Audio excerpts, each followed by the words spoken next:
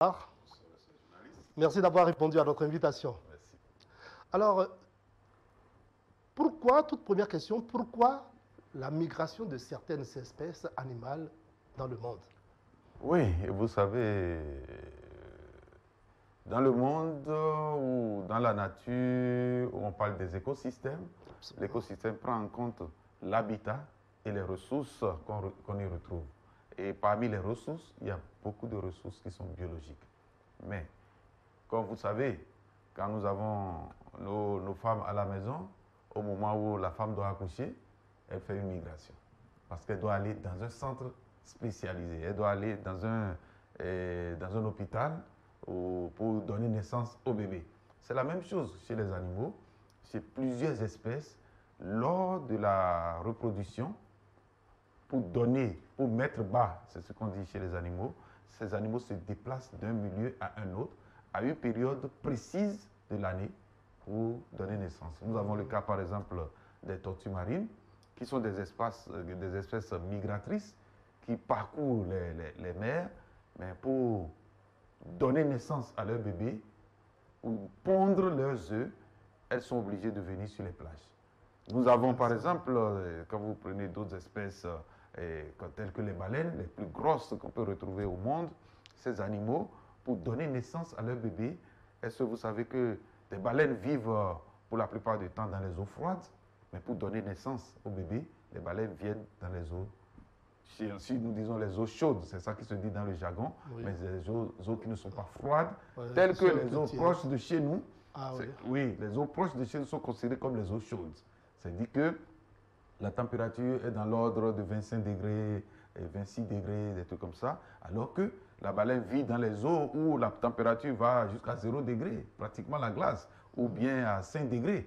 Mais pour donner... Quand les bébés naissent dans ce milieu, c'est un peu difficile pour s'adapter. De survivre. Et de survivre. Et là, naturellement, c'est que ces animaux se déplacent pour aller donner naissance à leur bébé. Il y a certaines migrations à cause peut-être de l'alimentation. C'est-à-dire, il y a des moments où il n'y a pas bien à manger, ou bien les conditions deviennent difficiles pour certaines espèces. C'est comme ça que vous avez beaucoup d'oiseaux migrateurs qui quittent l'Europe et qui viennent rester en Afrique pendant la période de l'hiver. Ces oiseaux viennent ici. Et on parle des oiseaux migrateurs. Et dans ce cas, c'est considéré comme des espèces qui appartiennent à l'humanité. Ce ne sont pas des espèces sédentaires où un pays peut se réclamer être propriétaire. Nous avons pour ça des espèces. Et c'est là la nécessité, par exemple, de migration pour ces animaux. Oui, bien sûr. C'est que quand vous voyez que pendant ces périodes, ces animaux sont obligés de quitter leur milieu pour aller dans un autre territoire. C'est qu'il faut avoir des évidences de couloirs pour favoriser cette migration. Sinon, à la fin, on n'aura plus ces espèces. Et ce serait vraiment dommage. Mais quelles sont les menaces spécifiques sur la migration des poissons dans notre pays? Les menaces spécifiques que nous avons, et vous voyez, il faut donner des exemples assez précis. Oui. Nous avons le lac Nokwe. Et le lac Nokwe fait de connexion en passant par Porto-Novo pour aller à Badagry. Mais ça vient. Le plus usuel, ou bien ce qui est plus facile à voir, c'est que le lac passe par Dantokpa, le chenal de Cotonou, et l'Ambouchu est juste à côté. Oui, oui. Il y a une connexion entre la mer et le lac. Et à cet effet, il y a des poissons qui doivent quitter la mer pour aller donner naissance. C'est-à-dire pour aller pondre dans le lac. Parce que vous voyez, les vagues, quand vous êtes au bord de la plage, vous constatez, ce n'est pas toutes les espèces. Mais il y a certaines espèces qui obligatoirement doivent quitter la mer pour aller dans le lac pour donner naissance. Quand vous allez du côté Grand Popo, c'est-à-dire le lac Aimé, et en passant par Grisin jusqu'à l'Ambouchu, c'est qu'il y a des espèces qui font cette migration, qui quittent la mer et qui viennent dans le lac pour donner naissance au bébé. Et quand les bébés sortent, c'est-à-dire viennent pondre ou bien donner naissance directement parce qu'il y a des vivipares, il y a des ovipares. Quand ils donnent naissance à leur bébé, c'est qu'à partir d'un certain temps, ces bébés doivent passer encore par ce couloir pour aller grossir, pour aller prendre du poids en mer et comme ça devenir de l'alimentation aussi bien pour d'autres espèces et aussi pour les hommes. Mais malheureusement, quand vous demandez les menaces les premières menaces que nous avons, c'est l'homme. Ah oui. C'est l'homme. Parce que c'est l'homme qui modifie cette dynamique entre la mer et le fleuve. Mais surtout, ce qu'on perçoit le plus, c'est la technique de pêche utilisée. Vous auriez constaté que dans la zone de Guézin, il y a quelques années, ou bien quelques mois, jusqu'en 2019, c'est des entonnoirs qui sont placés pratiquement sur le fleuve, sur le chenal, et qui capturent tout. Ça veut dire que c'est des nasses qui sont placées de telle sorte que tout poisson qui doit quitter la mer, passer l'embouchure et aller dans le lac est capturé. Tout poisson ou alevin qui doit quitter le fleuve, le lac, et repartir en mer, c'est-à-dire surtout les petits et les parents. Quand ça doit repartir, c'est capturé. Mais à ce rythme, c'est qu'on perd tout. Il y a autre technique, c'est-à-dire les engins de pêche, tels que j'ai dit là, mais il y a beaucoup d'autres techniques. Vous savez que dans nos plans d'eau, les gens utilisent beaucoup les médococonou, les filets. Les filets très fins. Oui, les filets très fins. Les filets, même les gens utilisent des moustiquaires. Ah oui. Moustiquaires pour pêcher. Même les poissons les plus fins sont capturés. Les plus petits poissons sont capturés. Qu'on ne peut même pas manger. On ne peut pas. Bon, les gens peut-être font l'effort peut-être de manger quelque chose, mais c'est très très dangereux pour ces poissons parce que à terme, ces poissons vont disparaître. Allez poser la question pour vos téléspectateurs, que ce soit des pêcheurs ou les consommateurs qui vivent proches de ces ressources. Tout le monde est d'accord et tout le monde est conscient aujourd'hui qu'il y a plusieurs espèces de poissons qui ont disparu. Ah mais oui. on se dit, ces changements climatiques, c'est faux. Ce n'est pas les changements climatiques, c'est les comportements de l'homme. Si vous attrapez le dernier poisson qui doit aller se reproduire et donner par exemple 200 bébés, et vous l'attrapez, la femelle, mais ça veut dire que vous avez exterminé la vie de 200. la vie de 200 bébés, et comme ça, vous n'aurez pas le poisson. Et pour la plupart des poissons, c'est au bout de 6 mois. Si ce phénomène se passe, ça veut dire que dans l'année, il est possible pour certaines espèces d'avoir des poissons de table 2 fois. Même, c'est dans le milieu naturel, hein, 2 fois. Mais si vous prélevez en utilisant cette technique, vous prenez des poissons qui ne sont pas à des tailles marchandes, vous prenez des poissons qui sont trop petits, mais à ce rythme, c'est qu'on n'aura plus rien. Et c'est les plus graves menaces que nous avons sur nos plans d'eau. Je vais vous demander les actions qui se font pour protéger et tout ça là, mais quand vous parlez de ces menaces, je me dis, l'homme doit manger. Et paraît-il qu'il est dit dans la Bible, l'homme se nourrira de tout ce que Dieu a créé, Bien les sûr. autres animaux, les végétaux et autres. Mais ça, c'est un sujet très intéressant. Je crois que dans la sensibilisation aujourd'hui, il faut inclure le volet spirituel.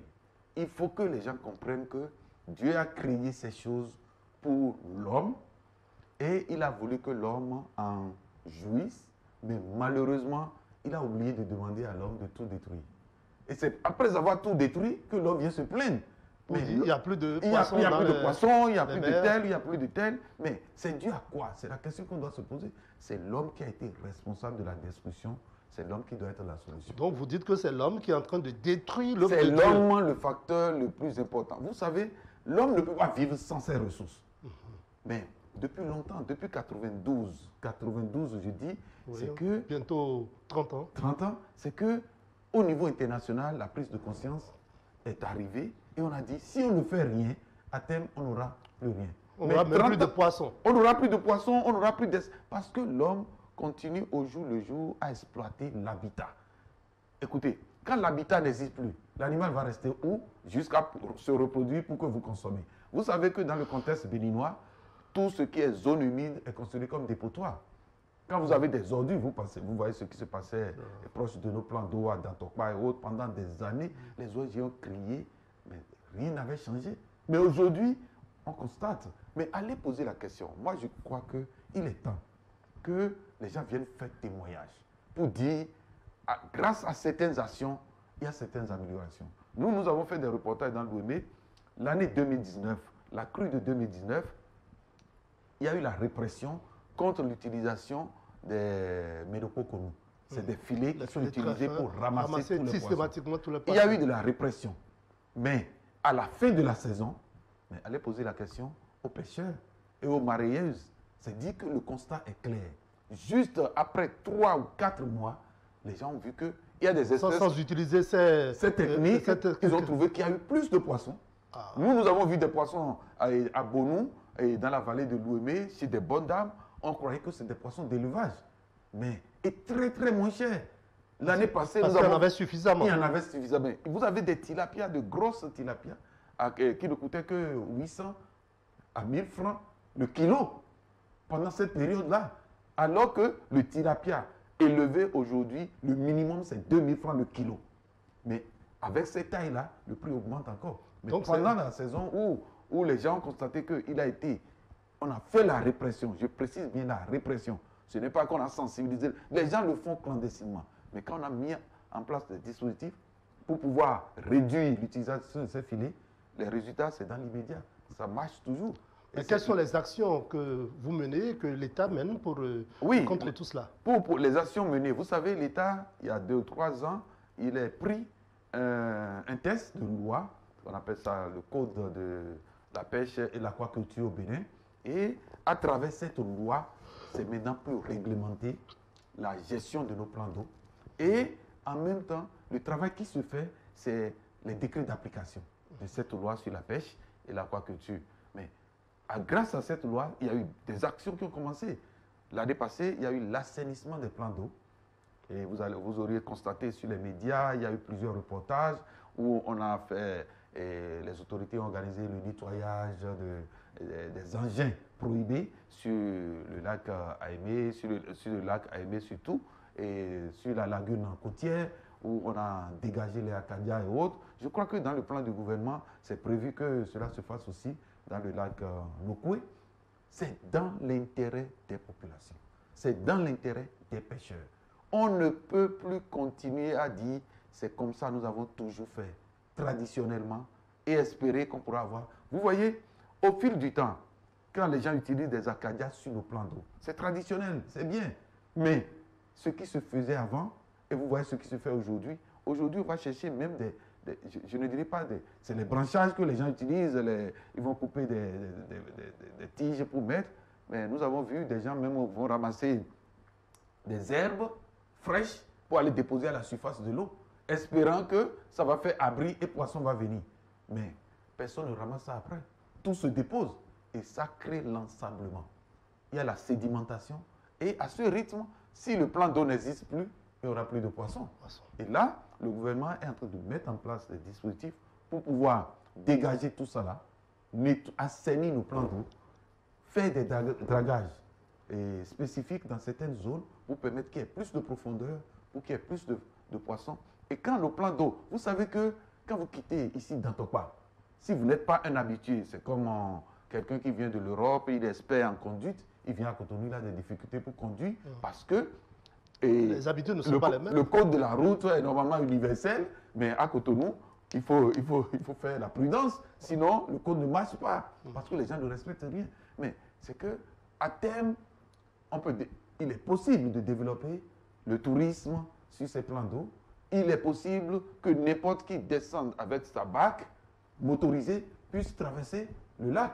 Mais je vous dis aujourd'hui, vous pouvez être un expert à l'étranger, seul vous ne pouvez pas quitter Dantopa pour aller sur le lac, parce qu'il n'y a même pas facilité d'avoir des couloirs, des ruelles pour passer. Tout l'espace est occupé par les Acadiens. Mais si l'État réussit à faire des lotissements sur les plans, sur TFM, je crois qu'il faut réglementer ça. Si rien ne se fait, c'est que les gens sont prêts jusqu'à occuper tout. Et même quand vous passez, vous n'avez pas la possibilité de circuler. Quand vous voulez circuler avec votre barque motorisée, facilement vous vous retrouvez avec des filets qui s'entrelacent dans votre moteur. Et à ce rythme, on ne peut pas développer du tourisme. Eh bien, quelles sont les actions des autres, les partitions des autres parties prenantes? Oui, les parties prenantes, d'abord c'est le gouvernement, mais aussi le rôle que jouent les ONG, c'est de sensibiliser. Tel que Nature Tropicale. Tel que ce que nous faisons. Non, moi je félicite aussi les médias. Parce que si ce n'est pas relayé, les gens pensent que quelquefois c'est les activités des petites ONG, c'est elles qui font ceci ou cela. Non, nous sommes en train d'aider le gouvernement à appliquer ces réglementations, mais surtout dans l'intérêt des populations. Et c'est ce travail que normalement il faut relayer maintenant au niveau des élus locaux. Vous savez que les élus locaux dans nos contrées ont un grand rôle à jouer.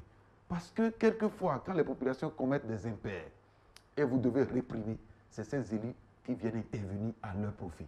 Et misant sur ces élus, les populations continuent à créer plus de dommages à l'environnement. Et là, ça ne pouvait pas être toléré. Et aujourd'hui, avec la rupture, il est nécessaire d'appliquer les règles qui sont les mêmes normalement pour tous.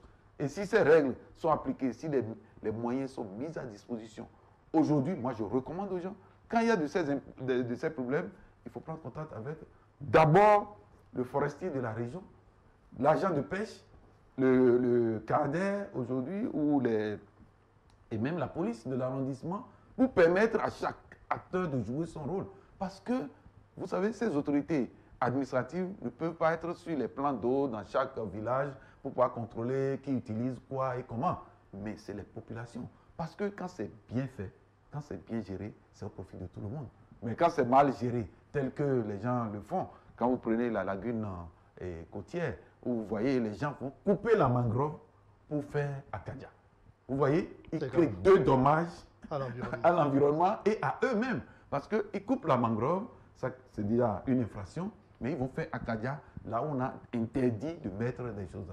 On veut développer du tourisme dans cette zone, le tourisme balnéaire, les gens peuvent passer au niveau de la mangrove, observer les oiseaux, les singes et autres, mais si tout le plan d'eau est encombré. Et quand on dit on veut développer du tourisme, je crois que tout doit être intégré. Les populations doivent sentir que c'est leur intérêt. C'est les populations qui servent de guide. Ailleurs, c'est les populations qui servent même à restaurer les gens. Il y a toujours, on a plus à gagner à préserver les ressources que d'utiliser de façon irrationnelle. Et c'est ce que nous constatons chez nous. Et pour ne pas utiliser de façon irrationnelle, c'est qu'il y a des réglementations. Notre pays a signé des conventions au niveau international, au niveau régional, et cela doit être compris de tous, et chacun doit travailler à ce que ces conventions soient appliquées au niveau local. Sensibiliser les gens pour qu'ils comprennent que quand nous gérons durablement, nous pouvons beaucoup en profiter. C'est pourquoi il faut toujours préserver ces poissons. Josiab Dossou-Botreno, avant de vous quitter, ça fait 25 ans aujourd'hui que Nature Tropicale ONG, je vous connaissais dans le secteur, Nature Tropicale ONG vit et travaille. Un petit bilan sommaire? Ah oui, bon, je crois qu'il faut remercier le Tout-Puissant pour avoir aidé Nature Tropicale à fonctionner pendant 25 ans. Et si nous avons fait tout ce travail, c'est avec la collaboration d'abord des acteurs locaux, mais aussi au niveau des autorités. Nous avons focalisé notre attention sur l'éducation. Parce qu'on a pensé que si on éduque bien les gens sur l'application des tests, les gens sur l'utilisation durable des ressources, ça peut aider. Et nous avons pris spécifiquement des domaines dans lesquels les réglementations existent. Protéger les tortues, par exemple, protéger l'éléphant dans le parc, protéger les espèces menacées un peu partout. Nos tests le disent. Mais quand vous allez sur le terrain, vous constatez que les populations font fi de tout ça. Et nous, pendant 25 ans, nous avons fait de la sensibilisation et autres. Et nous pouvons dire qu'on est heureux pour les résultats, mais il reste encore beaucoup à faire. Et aujourd'hui, moi, je voudrais dire publiquement à la population que nous ne pouvons plus continuer à sensibiliser. Il faut réprimer. Il faut réprimer. Il faut que les gens comprennent que au rythme où les choses se passent, quand vous constatez en 2020 que les gens égorgent des tortues sur les plages, parce qu'on n'a jamais réprimé, vous voyez que ça fait mal. Pour avoir fait ce travail pendant longtemps, à la veille de notre retraite, on pouvait être en train d'applaudir. Mais on trouve tristement, le comportement du Béninois n'a pas beaucoup changé. Sensibiliser, mais vous voyez des gens, c'est quand on tue un animal que la caméra vient montrer. Alors qu'ailleurs, quand on dit qu'un animal est passé quelque part, on veut montrer la vie de l'animal, on veut sensibiliser. Ailleurs, c'est cela qui amène beaucoup de touristes. Voilà, c'est ça. C'est quand la ressource est là qu'on peut la valoriser par le tourisme. Mais si la ressource n'existe plus, je crois qu'il est important que les gens comprennent que c'est comme ça que nous avons travaillé. Et aujourd'hui, nous sollicitons une grande collaboration avec tous les... Chacun a son rôle. Quand vous prenez la constitution du Bénin, on dit chaque citoyen a droit à un environnement sain, mais a le devoir de défendre. On a ajouté une troisième partie que nous n'exploitons pas. C'est que quand tu veux défendre, ne te mets pas dans la position où c'est elle qui a fait ça, moi je ne peux pas dire. Non, on a ajouté que l'État a l'obligation d'accompagner. Et qui est l'État? c'est d'abord l'information que vous donnez. Vous donnez l'information à qui de droit et qui de droit doit agir. Et qui de droit n'agit pas, vous avez tous les moyens pour l'amener à agir. Ça veut dire qu'il y a une infraction environnementale dans votre milieu. Les gens rejettent des produits ou les gens tuent des animaux qui sont interdits. Vous signalez à la police. Aujourd'hui, on remercie la rupture parce que dans tous les arrondissements, il y a un commissariat. Même si le commissariat n'est pas spécialisé sur les animaux, c'est la première institution étatique qui est là que vous pouvez interpeller les spécialistes. Et après, c'est la police qui fait appel aux spécialistes, à la police environnementale, aux forestiers et voilà. autres. Là. Et comme ça, vous serez toujours... C'est-à-dire, les autres pays ne se sont pas développés en détruisant tout. Hein. Sinon, ils ont pris conscience, après avoir détruit, que maintenant, il faut avoir les moyens pour reconstituer. Mais pourquoi nous allons laisser perdre tout ce que nous avons? Je me pose la question. On parle de résilience. Est-ce qu'on aura les moyens pour reconstituer si on perdait tout? On n'aura pas les moyens. Et c'est le travail que nous nous engageons maintenant à faire pour que les gens puissent mieux profiter de nos ressources. Josiah Dossou Bodjrenou, directeur de Nature Tropicale ONG, je vous remercie. Merci, monsieur le journaliste. Vous restez avec nous pour la suite de cette messe de l'information.